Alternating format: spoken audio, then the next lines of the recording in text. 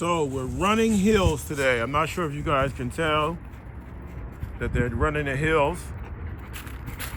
But one thing hills do is help develop dogs' hind legs, their rear legs, help develop those hind quarters, help fight against hip dysplasia. Some people think hip dysplasia is genetic. Some people say it's environmental. Some people say it's overfeeding, injury. Hey, it's probably all of the above. One thing I do know is hitting these hills is supposed to help dogs that actually even have hip dysplasia. So what we do is periodically, for some reason, the people that are out here normally they play this frisbee golf stuff. They're not out here right now. So we're out here, we're hitting these hills. Plus also, Mufasa is not the most friendliest dog right now. So the good thing about that is, if we run across some people, we're in the woods. So whatever happens in the woods, stays in the woods. I'm keeping it real with you. You know what I mean? So if an encounter happens in these woods, I can get up out of these woods and get home quick. Not saying my dog's gonna attack someone, but if we're back here and things get a little sticky where Mufasa wants to bark, it'll give me a chance to train him on not harassing people or not thinking people are a threat. Because right now, when he sees a person, he automatically thinks, I don't know this person, I'm scared, threat. Also, being in these woods, hitting these hills, there's not a lot of deer poo. For some reason, the deers, it's not a lot of deer poo in the woods. Also, you have obstacles for them to jump over. Different types of terrain to work the front paws, to work the back legs. A lot of time when you just go on flat land, it's probably not necessarily the best, training land. Also, a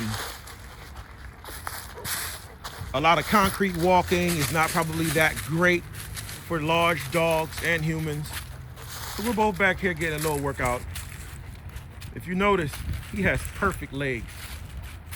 Perfect, strong legs, man. I'm impressed with this guy. Believe me, I purchased a few dogs in my time, and finding a dog that has size and has good legs is very rare. All dogs have their issues.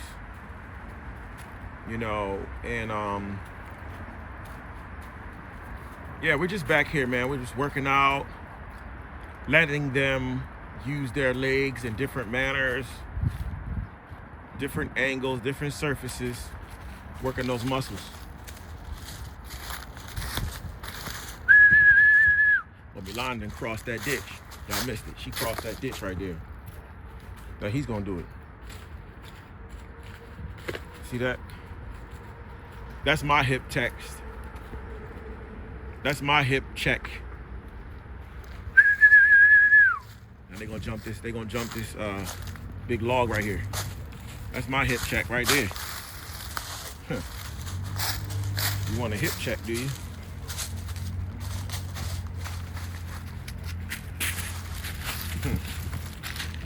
Here go your little hip check.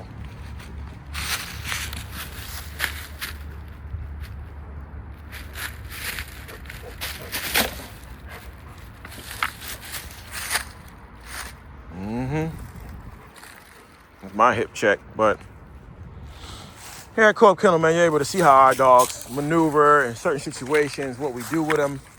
These dogs don't just live in cages, guys.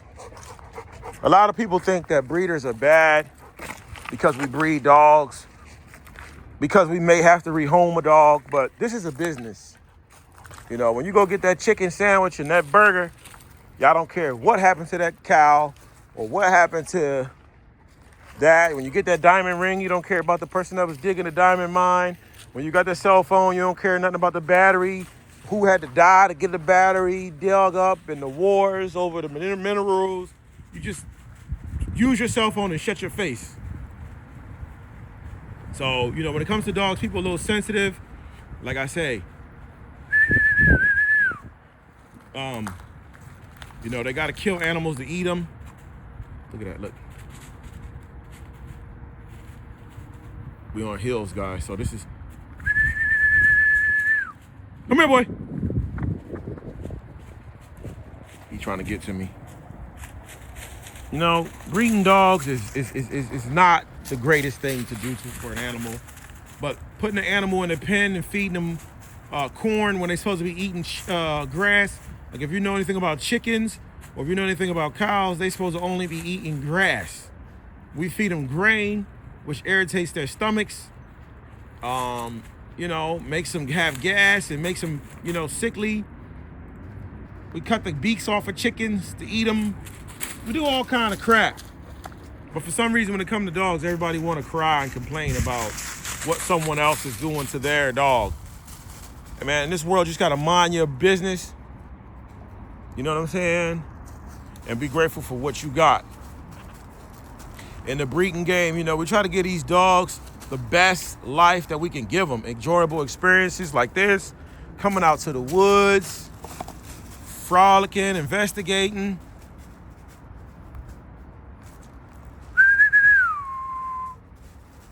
Not too many kennels can do what I'm doing with their dogs. Let them off the leash. Let them play. But we're not here to talk about that. We're just here to talk about getting those legs going. Get that leg going. Now, when they run downhill, that puts a lot of pressure on their chest muscles. And you build the chest up. But basically, we're really not too concerned about the chest, even though that is a concern. We're just concerned about building those back legs. Now, you see that? 8 months old, guys. 100 pounds, basically. Running up that hill, developing well. You see, I'm a well-groomed dog trainer, breeder, whatever. So I already know what to do for this dog. He's got a lot of energy, but he's 100 pounds. He can't do much, like, you know. Get it. Go get it. He's 100 pounds. Couple runs up and down this hill, he's done. And he'll be satisfied. But if you don't get this high drive animal out, you're gonna have a hell of a dog in your yard, man. So I think mostly every day I'm gonna try to get these guys out. He's responds very, very well to commands. Very, very good angulation of the legs. It's a great size dog. Milan as well. Basically, they both gain something from each other in a breeding. Milan gain more stable legs and better genetics because Milan's DNA is totally different from his, and he's gonna gain more look. Or let's just say the puppies. The puppies will gain more look. And I'm not quite sure what bloodline he is, but I'm thoroughly impressed with his bloodline, guys. 100 pounds, 8 months. If I wanted to beef him up, man, I could. Whoa! Oh! Look at that. Running through them woods like it ain't nothing.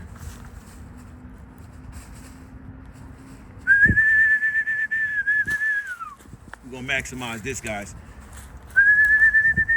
Hey! They got themselves a stick. I don't really want to walk all the way down there into that pit because it might be a little deep. Come on, Milan! And Milan has actually put a little bit of weight on. Milan's basically 120 pounds right now, which is what she probably should have normally weighed. Milan should have been a 125-pound dog, but you got to build those legs up. Like, I'm not sure if it's a height to something ratio, height to weight ratio, but when it comes to age, you just want to keep your torso as skinny as possible. Like, This guy's picking up a little weight, you know.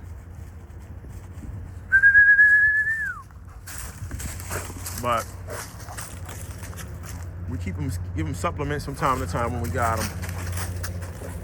We don't want no problems, man. I've had issues with dogs in their rear legs before, especially large dogs. Just basically the size and the growth plates, you know, injuries.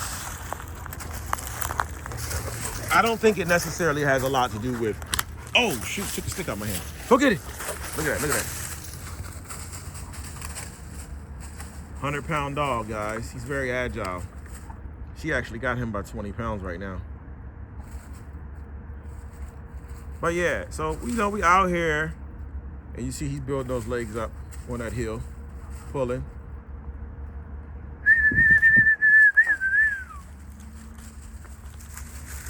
Look at him. Look at that. Uh-oh. I got the zoom in too high. Go get it. So that's gonna be our last little run. We're gonna take it back home. Because it's a little biting out here and I'm gonna take some more dogs out. But you get the gist. You see him pulling that weight. Oh, pulling that weight up that hill on those back rear legs. You know?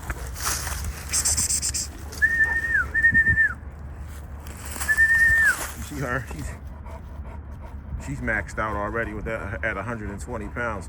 Also, Milan's teeth. Like if you look at her teeth, those are like that bulldog style of teeth. Bulldogs and boxers have those type of teeth. But if you look at this guy's teeth, he's got pit bull style teeth. Very capable teeth. You know, very capable. He's got none of his teeth are small. Look at him, look at him. Jumping in that stuff. Soft landings, pushing themselves up in the muck. Help develop those muscles, you know. I think a lot has to do with dogs having bad hips. It may have to not do with just being in the right surface. Like if you look at this surface, it's 6 to 7 inches deep. You know, they get in there, they got to drive and really push and really give those muscles a flex.